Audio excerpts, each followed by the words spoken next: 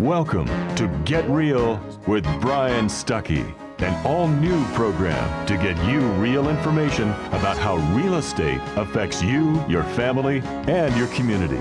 Brought to you in part by Bankers Network Corporation. And now, Brian Stuckey.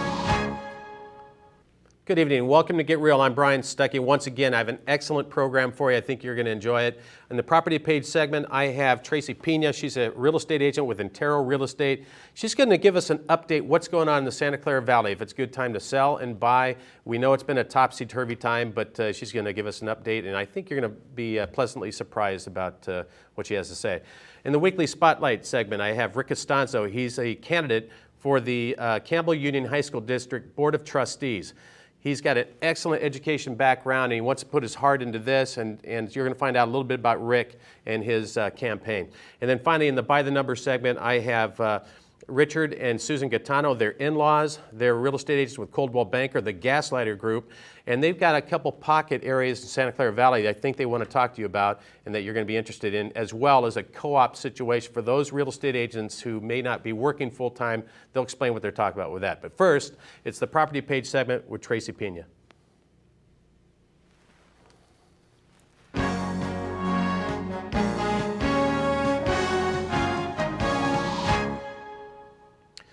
By petition and by popular demand, Tracy Pina is our guest. She's with Intero Real Estate Services. She's been on our program many times before. And Tracy, I want to thank you for coming on the program once again. My pleasure. Good to see you. We know it's been, as I mentioned before, a topsy-turvy time in real estate. And a lot of people have, seen some tough times as far as if they wanted to sell.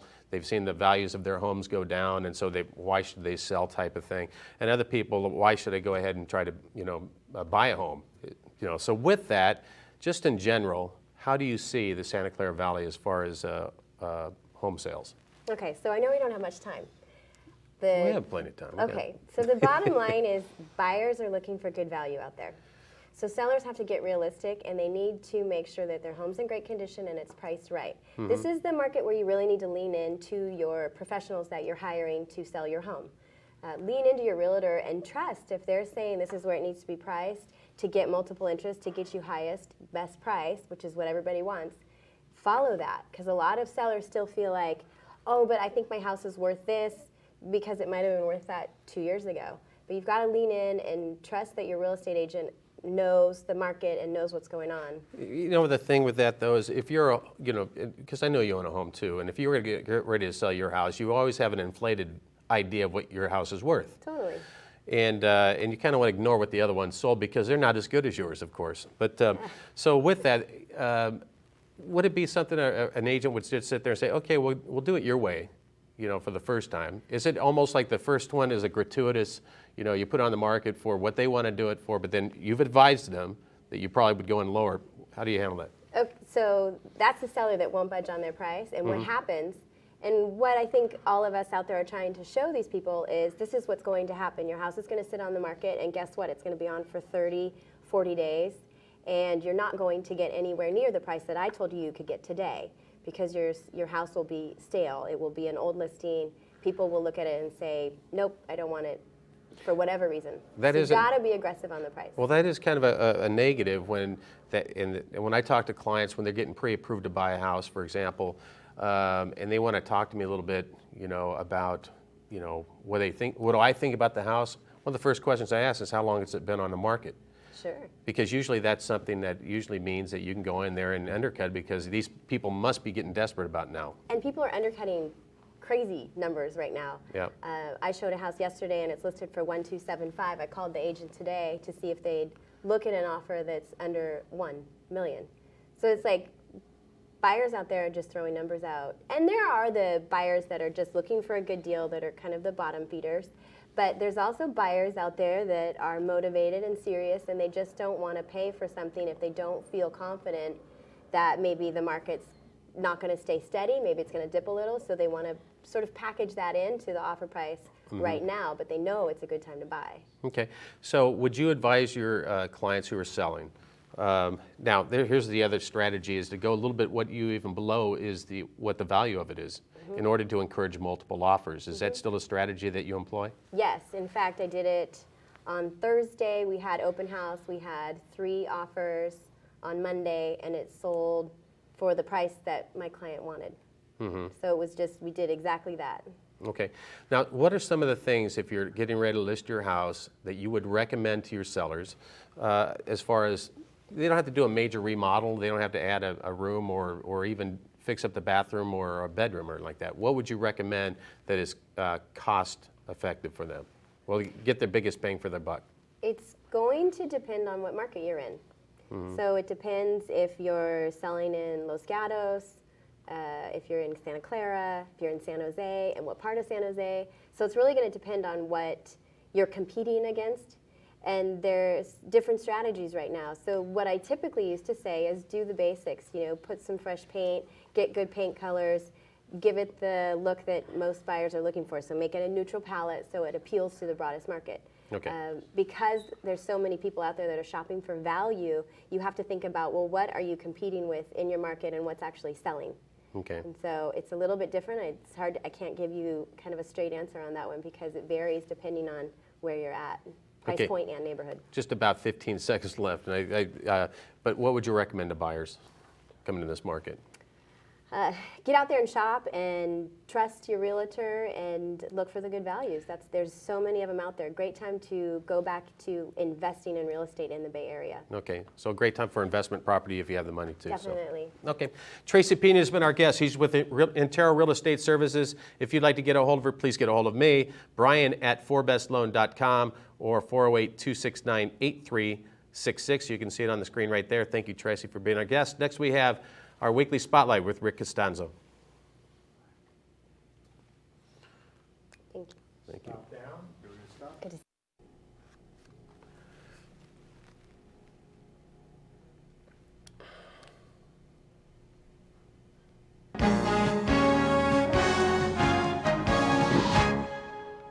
On the Spotlight segment, I have Rick Castanzo, who is running for Campbell Union High School District School Board Trustee. And I've known Rick for a little while I was coaching baseball at Lee High School in San Jose, and Rick was the principal back then. But he was a principal prior to that at Westmont High School for 22 years. He was a baseball, or not just baseball, but basketball and tennis coach for 20 years. And certainly you've been around for a little bit here, Rick. Yeah, you can tell by the gray hair. I've been around for a while, Brian. Yeah, in education for over 30 years and a resident of Campbell for 25 years. Yeah. And one thing, in looking at your resume, you know, if you look at it, first you're a parent, you know, yourself, so you understand what it, you know, the mind of a kid and what, as a parent, what kind of education you'd like to see them have. But then being in education yourself, you've got and coaching as well, extracurricular activities. Certainly you would have a well-rounded idea.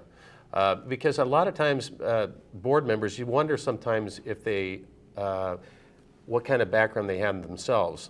And with the decisions that they make, you want them to understand the whole perspective of things, what it was like to be a teacher. Do you find that true in the current board? Well, and I agree with you because I think that shows why I'm running. I'm trying to bring my perspective, 30 years in. I think that you mentioned parent. I remember my first few years before we had my daughter, I would conference with parents and they say, you don't really understand what's going on with today's teenagers. And I'd say, well, I think I do. After I have a teenager in the house, now I can actually empathize with them. And I think being a parent is very, very crucial to being a good board member. I think you've had to experience those, the ups and downs of what teenagers are all about. As for my teaching, you know, I was able to do that for most of my time at Westmont, and then I got moved into administration and eventually ended up being a principal at Lee. So it was a great career, and I think it served me well in trying to fulfill the tasks that are required of a board member. And I want to talk to you about specifically what are some of the tasks that you think are top priorities of yours, but I do want to tell you that from as a coach there, and I wasn't teaching on the campus, it was very noticeable because I was announcing the football games and the basketball games. Yes, you're a wonderful volunteer. I was out there quite a bit, and as you know, I was part of a dog community out there, and you were supportive. You were at those events. You were the principal of the school. A lot of principals. I don't want to stereotype them or be wrong about this as well, but I think a lot of them would just, after they're done with their duties there, would take off and they wouldn't spend too much time on campus. But you were at, all the activities that I went to. Yeah, sometimes my wife accused me of always being there. Yeah. No, you live it. It's in my blood, Mm-hmm. and I hear that about people and their professions and everything, and it's the passion's still there, and I enjoyed that. When you were announcing the games, I knew that I had a responsible adult who was going to announce. I knew that you were going to, make the proper decisions on what should be said over the mic and what shouldn't be said.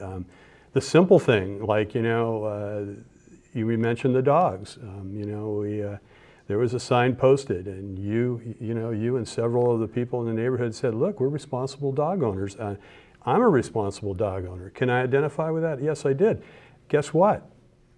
You and the community made it a workable situation for us. And I really see that, for the school to be successful, we have to have good communication with those people in the community. If I got an email because Brian was too loud announcing the football game, I answered it right away. There was even one person that said the light was shining in her bedroom.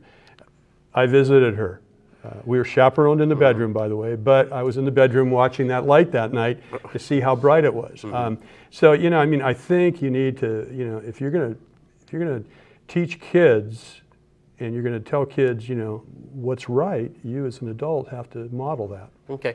Now I do know that you put kids first. That's one of your, statements that you make. You put kids first. But in you saying this right now, you're thinking about the community as well. Do you feel like there is a responsibility to the community around, aside from just the campus? Oh, I think there's a tremendous responsibility. We need to, and we need to do we need to learn from private industry. We need to get the word out there. I encourage people to walk on a campus, check in at as a visitor, get your little visitor's tag, walk around, whether you're guided or however the school cares to do it, and see what's going on there. And we need to communicate what our goals are and what we're doing with the community. And if our kids are causing a problem, whether they're parking in your driveway, they're hiding behind a bush, drinking, smoking, things that kids can do, respond immediately. Let the community know that we want to be a trusted part of that community. And I really want to encourage people to keep their kids in public schools. That's your investment. This is a real estate show. You want to be able to say when you show a house, or you're going to sell a house, buy a house, whatever your role is in that thing, you want to be able to say that the school is a good school. And they want to know, is it safe? Do you have a good teaching staff? And do you have a strong activity and athletic program? And those are things that I have experience with and I felt that that was what I projected when I was at Lee. Yeah, I do have to tell you, I've been involved in a lot of different communities, but the community in the Cambrian area, of which Lee resides, is always I'm surprised. As many people that attend the activities that go on, not just the athletic events, but also the drama productions or anything else that they have to do. I want to get down to some of the things that you think are top priorities as far as why someone would want to elect Rick Castanzo as a trustee. First of all, you mentioned always ask how does this benefit the kids first? Well, I think that in the next 4 years, we just have to look at what's happening in our country, and if there's going to be cutbacks, one of the areas that's going to get cut back, it's going to be education. And, I think that if I'm on a board, when a proposition or a proposal comes forward, my first question is, how is this going to affect kids? And I want the cuts to be as far away from the classroom. I want them to be the least intrusive into the educational program. I want the lower class size. I want students to still be able to take all the courses they're going to need to get to college. So that's a real big one there. And obviously, this is a kids. Someone said they want to run their school like a business. We can learn from business, but kids aren't a business. They're something that it's just we all have to care about. Since you're a teacher and a principal, you understand both sides of how the dynamics of those work together. So campus safety for both students and staff. Well, unfortunately, and the headline, could be tomorrow that there was, knifing on a campus, or there was, some kind of a gunman might be in the area. We've got to let the community know that it's a safe place. We do have security in the form of San Jose PD. There's always one on each of our campuses, 2 on some. We have deans. We do regular trainings, even code reds with the kids and the staff. So we're trained and professional about how we approach that. Do I believe our schools are safe? Absolutely, I believe that. Mm-hmm. Okay. We mentioned community. You mentioned that you want to get the community more involved, and we mentioned the dog community. I'm going to hold off on that maybe for another discussion. But I just want to tell you, as a dog owner, people have appreciated your stance on that. Yes, the district put signs up, no dog owners signs. Vote, right? We do vote. Yeah, but we clean up the facility, and yes, I'll be talking to them about that. You mentioned getting parents involved to a greater extent. Yeah, I think it's really important that parents become a part of the community, and I mean they can be volunteers, whether they're working in the library. They can work as an assistant in an office. They can be chaperones at dances. They run the college and career centers at most of our campuses. And parents have headed up the beautification committees that go around and clean up all of the graffiti and things like that. But and they also need to be on the school site committees, because those are the policy makers, and a parent needs to be in on all of that. They need to be actively involved in the PTA. Booster clubs. Without booster clubs, we could not maintain the level of sports we have. So a school would come to a grinding halt if we took the parent out of the school. Okay. Mm-hmm. You mentioned retaining and also attracting excellent teachers, and how do you go about doing that? Well, you got to start by having a competitive pay scale, and ours is right now fairly competitive. We've been able to enhance it because we have a parcel tax, and I'm going to give a shot for that. Measure R is going to be on your ballot along with me on September 4th, not to mention anything else. But Measure R is we're asking the public to reinstate the parcel tax for 5 more years at no extra tax or cost to the public. And it's providing lower class size, and it helps us to attract and retain teachers without a bigger pay scale. Okay, and I think a lot of times teachers, just knowing that their opinion is respected a lot of times, and they don't run into a wall, that they do have a board that they can go to that they can dialogue with, I think is an important thing. At least that's what I hear from the teachers I've associated with. Rick Castanzo has been my guest. He is running as a trustee for the Campbell Union High Schools District, and I want you to consider voting for Rick, and if you have any questions for him, or myself, go ahead and go to brian@forbestloan.com or 408-269-8366. Rick, good luck to you. Thank you, Brian. November 4th, right? November 4th. November 4th. Yes. We will be coming back with our By the Number segment with Susan and Richard Gaetano. We'll be right back. Good job. Watch the mic. I don't even know why I bring this up here. It looks good. The prop. Can I steal it? The prop. Let's see my cards.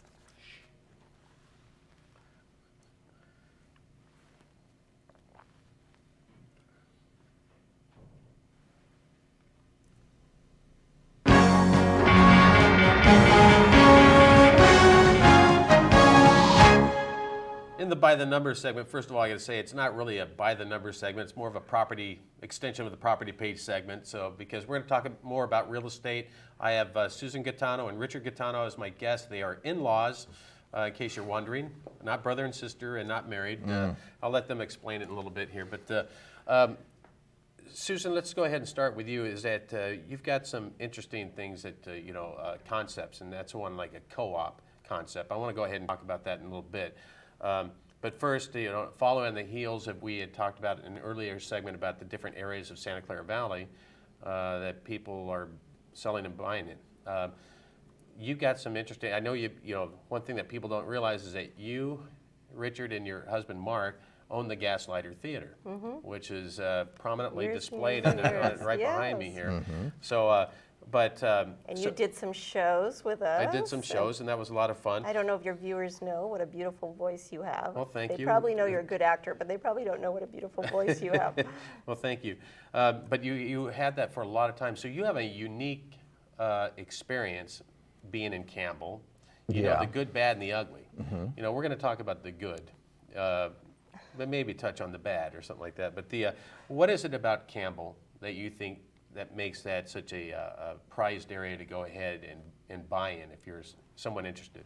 I'm going to let Richard answer. Please. that. Richard, go ahead. Campbell is Mayberry RFD. Campbell Okay. is one of the few tight communities in the Santa Clara Valley left. They have an actual downtown, they have a city council, they have schools, restaurants, shops, it's all conveniently located. The communities around Campbell are, for the most part, very upscale, nice neighborhoods, and the school districts around are excellent. Campbell Union School District, for one. It's one of the best places to live around here for the price. One, our guest previous, Rick Castanzo, I'm sure he could raise his hand to that, saying, yes, I agree, because he doesn't live too far from the downtown area. So Campbell is a nice little niche. What's it look like as far as being able to buy houses in there? Is there any kind of inventory? Yeah, there's inventory pretty much everywhere nowadays. I know the area that we specifically work in is the Eden neighborhood area, which is between Payne, Williams, Santa Monica Expressway, and Winchester Boulevard. And it's a beautiful little community in there.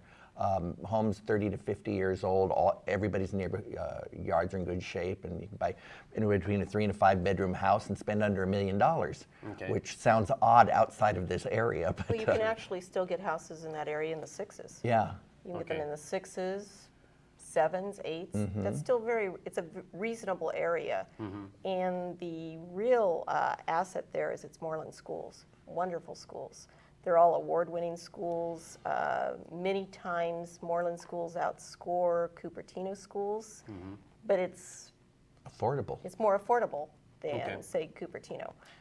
And so it's kind of, I think it's one of the best kept secrets in Silicon Valley, in the whole valley. All right, and so you mentioned it's called Edenville? It's called Eden Neighborhood. Eden Neighborhood, yeah. It's about 800 EdenNeighborhood.com. homes.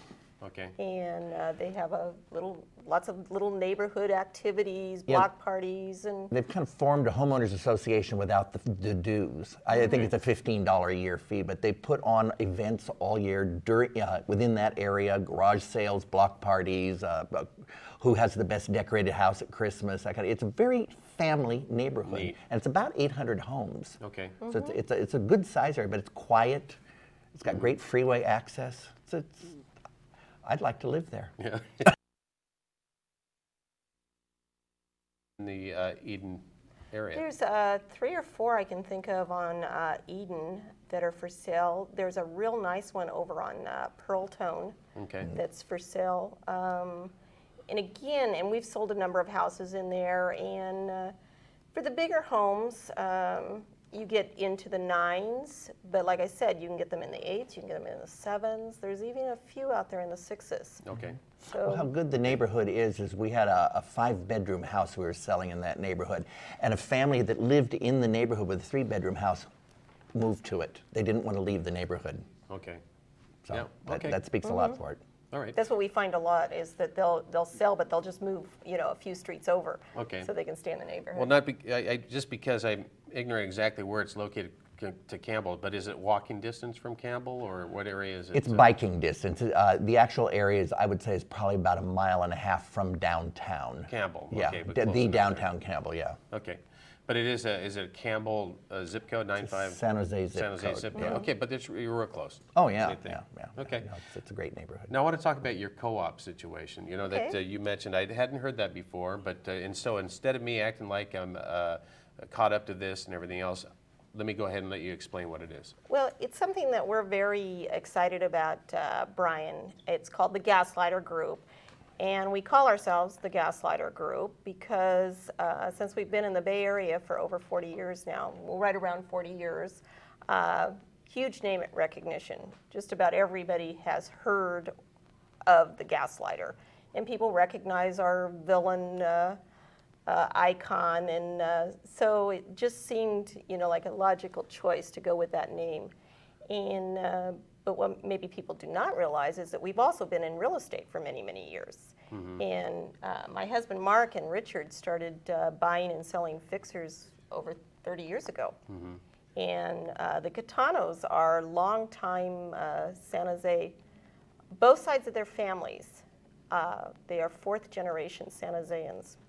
So that's good. So long thing. We know the area.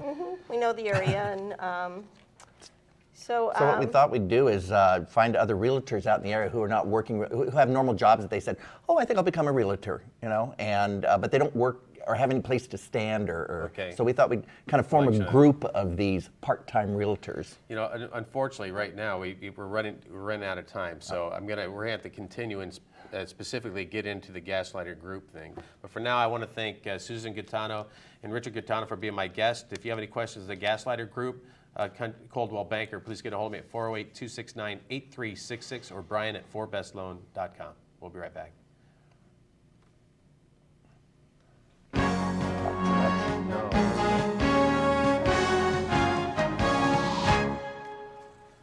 I want to thank my guest for today. I want to thank tonight Tracy Pina for coming on. She talked a little bit about what's going on in the real estate market. Rick Castanzo, who's running for the Campbell Union High School District Board of Trustees. I think you should give Rick a serious, in fact, I just want to say vote for Rick.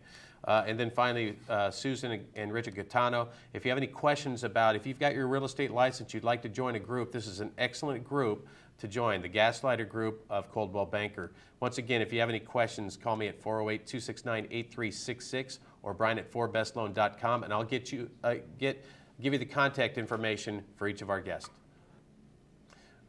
Okay.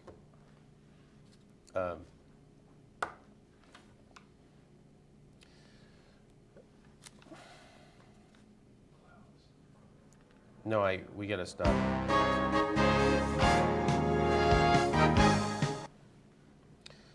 Okay. Where we got? Which meant we only had three. We'll get that done. Which means that you. Okay, let's be quiet here again. We're gonna wrap this up. We could talk an hour. Doing a fine job.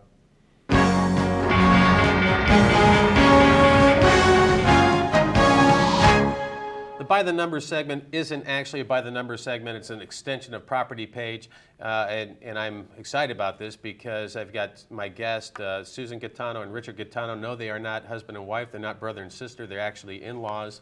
And Susan and Richard, you long were with the Gaslighter Theater, which is an icon. In fact, featured in one of my painting right behind here. If I can move out of the way, you can see the Gaslighter over my shoulder here. And but you had that for a long time there in Campbell. How long? 39 and a half years. We are the longest lasting privately owned and operated theater company in the state of California. Yeah. Well, the Gaslighter Theater, if people didn't see it, it was like one of those popcorn throwing, vaudeville, melodrama type of programs, which was outstanding. And so the reason why that's important is that a lot of people knew that establishment, but also didn't know that you've also been involved in real estate for quite some time. So that's what I want to talk to you a little bit about now. But let me just ask you, what was it like having the Gaslighter Theater before we talk about real estate? Was the it best, wonderful, was it? wonderful business. Yeah, But I loved it. It was the best of times and the worst of times. yeah, well, there's what you learned a lot of things about was, and why it's important when it comes to your business, is that you understand the different things about owning a building, you know, and what it takes to maintain that. You had a historical building there, and even more probably issues dealing with that. Yeah, the city is very picky about the historical buildings, and so you have to work with a city. Fortunately, Campbell was a good city for us to work with at the time, and we're sorry it's not there anymore, but that's the way it goes. Okay. Well, let's talk about Campbell, because you have a unique perspective of Campbell and why that's a good place to live. Richard, what is it about Campbell? Campbell is Mayberry RFD in 2008. It's one of the few small communities, affordable communities around where they have an actual downtown, a city council. You go to the city council meetings every Thursday night on the park. They have live music. There's picnics, parades. It's got it all. Farmers market. The farmers market on Sunday. It's got some great restaurants, a few night spots. Unfortunately, not the Gaslighter anymore. But it's a great town. So it has a small town feel in the middle of a huge metropolis. If you look at the map of Santa Clara County, Campbell's right in the middle of it, exactly in the middle. And and over the last 15 years, Campbell's really come a long way. We used to 25 years ago, we used to advertise Campbell as Santa Clara County's fastest growing ghost town. Can't do that anymore. The city has moved in. They've cleaned it up. It's got beautiful restaurants and shops, and it's a beautiful place to be. Well, it's changed quite a bit. Quite a I mean, bit. over the years, I remember they had the Smoky Mountain Saloon and Bodega, I believe, and they used to be an entertainment mecca. Yeah. Until, but it's changed. Still entertainment, quite a bit going And on. But what probably a lot of the viewers don't realize, Brian, is that you were in quite a few of our shows. You're a great actor. You have a beautiful voice. And we really miss seeing you as much as we used to. well, I saw plenty of shows before actually taking the leap to go ahead and be on stage. It I was thought a lot we of fun. handcuffed you and dragged you up there. Didn't you notice that ball and chain around your ankle? Okay, good. No, it was a great deal of fun and great experience. But I want to talk about a particular pocket that you consider to be a great place to live, not aside from Campbell, but it's called the Eden Neighborhood. Or what is it? What Yes, Eden neighborhood? What is Eden that? neighborhood. And I think it's the best kept secret in Santa Clara County. It's a wonderful pocket. Richard can give the coordinates. Yeah, I it's always between Santa Moss Expressway, Payne and Williams, Okay. and Winchester Boulevard. And it's a whole private little pocket there of homes between 30 and 50 years old, extremely well maintained. They've got a great neighborhood association called EdenNeighborhood.com, and it's a nice association. They have events all year round. I think it's a wonderful place to live. Now, when you say association, though, it's not. Most people, when you say it's a neighborhood association, they're thinking like they're sharing walls or they're sharing that they have maintenance going on. And, and No, everything. it's a single-family residence, It's but a social thing. it's a social event. I think it costs $15 a year to join. Yeah. But they keep that. They have during Christmas time, they go around and they judge everybody's home. And if you'd like to, be part of that, and they have picnics during the summer, and it's small town. Hopefully, they're going to judge you home. It's only first and second place. They don't list the order like that. Well, and the really, the plus there is the schools. Okay.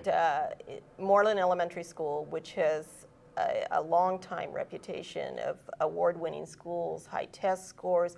Many times it surpasses Cupertino's in its test scores. And but it's much more affordable than Cupertino. And then it also feeds the high school. It feeds into Campbell Union High School District, which we've seen with Rick Castanzo today. And so, yeah, it's a wonderful place to live. Okay. Yeah, it's an actual place where you can live there and send your kids to school there. Okay. Well, that's something that I'm going to ask my viewers if they're interested in. Maybe they don't know about that. We're going to find out about it. We only have a couple minutes left, so you have also an interesting idea about co-opting pretty much real estate agents Correct. into the Gaslighter group. Right. It's something we're really very excited about, Brian. We go by the Gaslighter group because of the huge name recognition with that name, associated with that name. It's a program for realtors who are perhaps thinking about getting their license, have a license, maybe they've had to leave real estate and get a wage earning job with benefits. Maybe they have a license but they don't use it. And we invite them to come on board and be part of our group. We cover a lot of the expenses that are involved in real estate. A lot of people watch a $1 million listing on television and they think, gee, in a half hour I can go out, I can make a six-figure income selling real estate. A lot of people go out and get their license and that's great, but it's work, it's competitive, and it's very expensive, especially for new agents. And this is a way they can come on board with us.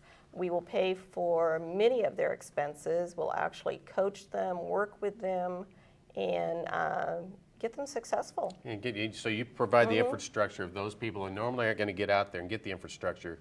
They'll get it with you. Correct. So, okay. But the most important thing is that it's a way for them, for new agents or for part-time agents, to come in and not have all the expenses that normal agents have. Okay.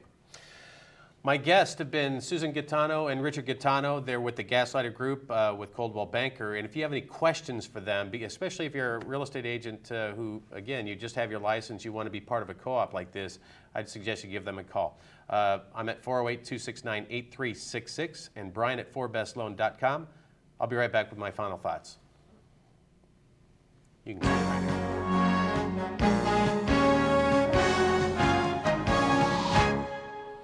My final thoughts are basically that when it comes to mortgages, I read in the newspaper or see on television all the time about, boy, there's no loans out there anymore, that we're stagnated, we can't do anything, but that's not true.